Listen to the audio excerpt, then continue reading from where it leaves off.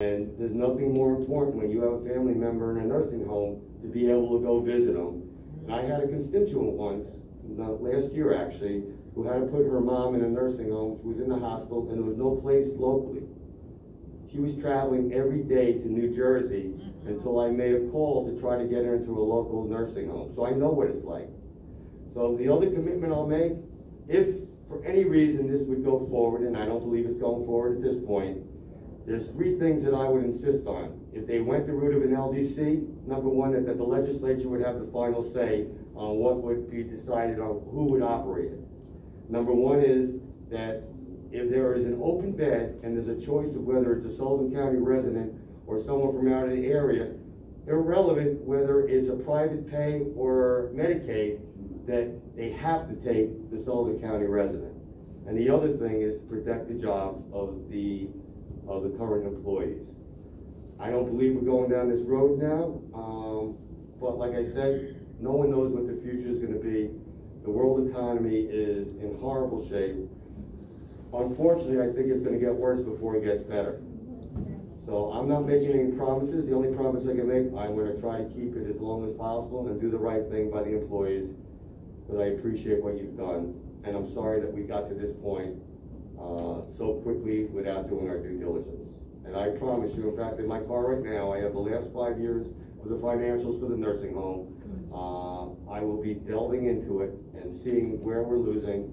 I do believe, although I do have some skill set in analyzing financials, I'm not an expert in healthcare, and I believe if, in any case, because we need to correct the problem, it's clear, and I'm sure you would agree as employees. And these decisions aren't easy. I mean, you have to look at the whole picture as a county, and that's, you know, when they say we have to do our due diligence. I've spent easily 150 hours on this topic. Okay, I'm willing to spend more time on. I'm willing to go down with Lou tomorrow. You know, I'm gonna go down there with an open mind. I've never met Mr. Newhouse. I'm sure he's a nice guy. We're gonna have conversations. I'm gonna have 100 questions for the guy. Maybe he'll answer some, maybe he won't, I don't know. But, you know, I've been accused in the past of, you know, all these violations of not letting people speak, but no one could point one out. I mean, I let everyone speak. I never stop anyone from speaking. I think that dialogue, you know, generates, you know, good conversations, and you get a lot of information. And sometimes you have to have long conversations to find the smallest nugget of information. I mean, I spoke to Mr. To Lou, you know, over an hour we spoke, Lou. And thank you. Yeah. I am amazed at the dedication of the employees. I really am. We're going to weigh the whole picture. We do have to worry about the financial end. I do want to say one thing on the STAR program. Governor Cuomo did announce at the State of the Union address that if a community went above the tax cap, the STAR program would be eliminated. I can't find it anywhere either, but I heard it on TV when they gave the state address. It's possible it didn't pass, or the legislature took pass, but he did make that statement. We'll give it the best. We really will. Thank you. My name is Wendy Zeidner. I am a CNA at the Sullivan County Adult Care Center. December 10th, I will do 20 years. 20 years of dedicated service to this community. Now, I think I need to tell you what dedication means. We are a 24/7 facility. Dedication means I am working holidays away from my family. I am working weekends. I am braving snowstorms to be there. I am working 16-hour shifts, taking a nap, and back at it on time the next day. I have braved COVID. I have lost residents that I care about. We lost one of our own. And we're still trying to heal from that. And what do we get for all this? What do we get for our dedication but a slap in the face?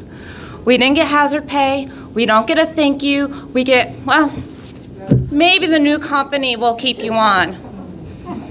Maybe. If I wanted to work for a private company, I would have worked for Walnut Mountain 20 years ago. I walked into that place and I walked right back out even though they offered me a job because I did not want to be in a private facility like that. I walked into Sullivan County Adult Care Center. I knew that that's where I needed to be. The atmosphere, the cleanliness. I had experience. I knew what I was getting into.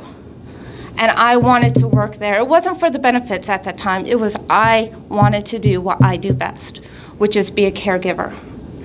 I stayed, and now you're ripping from me my sense of dignity, everything that I've worked for, my accomplishment. For what? To save you a little money when there's other ways of doing it? Now, I've talked to a lot of my coworkers, and we all agree we do not want to work for this private facility. We will walk. We will go other places. Some are talking about moving down south, moving up north, moving somewhere else for another county job because there's no county jobs here. Where are we going to go? So once we leave, Lou, what's going to happen to the facility? What's going to happen to that quality of care? Because what you have now is quality of staff, and you know that. You change who is providing for us, the care is not going to be the same. We got to do what we got to do that's best for us. And I've heard someone say, well, middle class is moving out of the county. Well, guess what you're doing to us? You're making us leave. Me, my children. I will be pulling my parents out of the county as well because I have to. Because if I leave and they need a nursing home, where are they going to go? Because I would not have them in Achieve or any place similar to Achieve. They're going to go where I go. And a lot of my coworkers are saying the same thing. They will not work for this new company. And it's sad because the ones that are going to suffer are those residents that we care about. You need to reconsider what's going on here. You need to find another way. Thank you. My name is Daryl Crokin. I'm a town of Bethel resident. I'm embarrassed for all of you. This is palpable.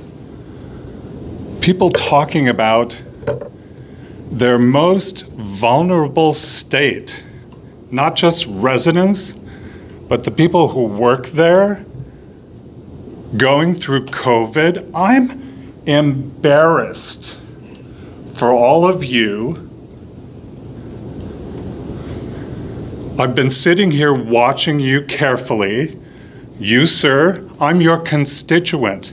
And I want to let you know, I voted for you. You were the first Republican that I have ever voted for in my entire adult life. And that was because there were a bunch of Democrats who got together and decided, we don't want the status quo, anything but the status quo. You, sir, are anything. That's all you are. I'm embarrassed for you because this is happening because a lot of you didn't know what was going on. That's embarrassing. And I'm willing to bet that that doesn't represent anyone here. So just to let you know, we're watching you, and just anyone will not get your vote next time. Don't pull this shit. Don't pull it in this county. Don't mess with the residents, with the people who have jobs, who just went through a pandemic to save lives. I'm so embarrassed for you because this is happening because a lot of you didn't know about what was going on. Is that correct? Am I wrong? Is that correct? I am embarrassed for you. You can't even pay attention for more than 30 seconds. I am embarrassed for you. Pull your acts together. Thank you. Appreciate what ever been a question of the quality of the care there. I don't think that's ever been questioned. As for not going to the facility, I would love to, but as was stated, we're not able to gain access. You can if you want to be probed. That's the only rule. You gotta have something shoved up your nose and says, come back. Yeah. Nonetheless, I think the other thing that's clear, we've all agreed upon in the event of this happening, we are concerned with the residents and with the workers first and foremost, above money. But this is a tough situation that we're in. I don't think it's just about money. This is a big situation here, and Lou had mentioned about numbers and going back to 2000 or something. I mean, we have a sheet here, it goes to 2013. That's where the 22 million came from. And that's all money that all of us as taxpayers have subsidized. That being said, I'm glad that Louis and the chairman are going to go down to Middletown and talk to them. I'm suspect of numbers, and I'm suspect of their numbers. But obviously we have to take a look at it and give everything a fair shake. And again, thank you, folks. And these decisions aren't easy. I mean, you have to look at the whole picture as a county. And that's, you know, when they say we have to do our due diligence, I've spent easily 150 hours on this topic, okay? I'm willing to spend more time on it. I'm willing to go down with Lou tomorrow. You know, I'm gonna go down there with an open mind. I've never met Mr. Newhouse. I'm sure he's a nice guy. We're gonna have conversations. I'm gonna have 100 questions for the guy. Maybe he'll answer some, maybe he won't, I don't know. But, you know, I've been accused in the past of, you know, all these violations of not letting people speak, but no one could point one out. I mean, I let everyone speak. I never stop anyone from speaking. I think that dialogue, you know, generates, you know, good conversations, and you get a lot of information. And sometimes you have to have long conversations to find the smallest nugget of information. I mean, I spoke to Mr. Lou, you know, over an hour we spoke, Lou. And thank you. Yeah. You know, oh, let's get rid of that, let's get rid of that. Feels like it. Ma'am, I didn't interrupt you, please don't interrupt me. I appreciate it. You know, it's just a matter of, you know, running a whole county. And sometimes, you know, there's tough decisions inside that. But like I said before, you know, Mr. Alvarez and I are willing to go down there. We're willing to have the conversation. We're willing to have an open mind. And, you know, we'll report back, you know, what we hear, what we see, and see what they did differently, and maybe, you know, maybe we have the time to turn around. I don't know the answer to that.